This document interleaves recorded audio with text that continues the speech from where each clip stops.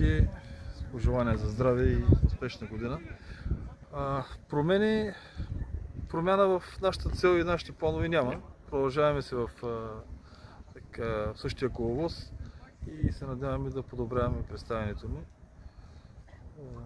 във възходящата линия. Видяхме няколко нови футболисти. Можете ли да дадете подробности за тях? Да, първо при нас започва сега Николай Желязков, който е ляв защитник, 2004 година. От Бургас е момчето, премина през ЦСКА 48 Добруджа. Радвам се, че успяхме да го върнем. Алекс Ганчев, също с доста сериозен стаж в втора лига в отбора на дублиращия отбор на Лудогорец. Окан започва с нас, с сериозен стаж и в турската втора дивизия, Белгия, Холандия. С нас започва Стефан Стефанов в Спартак Варна и Григор Солаков от Бургас Спорт. Те започват с нас и в процеса на работа. Вече ще според представянето им и плановете, които имаме. Ще престанем да ги ангажираме или не. Тоест те са на проби? Да. Запазвате състава от есента? Запазваме състави, абсолютно всички са тук на линия.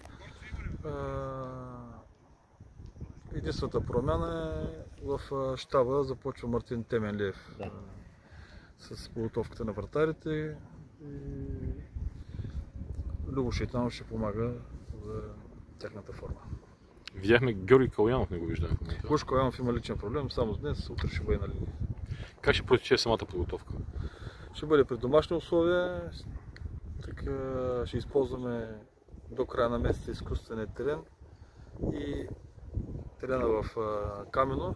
Тук е местото да благодаря на общинското ръководство на Камено и на футболния клуб, че ни предоставяха тази възможност, като разбира се ще съобразяваме с атмосферните условия, за да успяваме да го запазим и в същото време се свършим нашата работа. Лидерската позиция от есента безспорно говори за превъзходството на Черноморец над останалите отбори, но все пак бихте ли разкрили някои акценти в подготовката и върху които ще искате още да усъвършенствате играчите?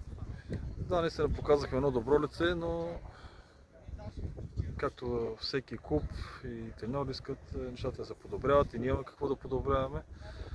Надявам се с привличането на един-двама до трима максимално състезатели да успеем да вдигнем още и конкуренцията, защото това ще ни даде по-добри резултати. Иначе като цяло съм доволен от нашите момчета. Както виждате, всички са на линия, няма освободени.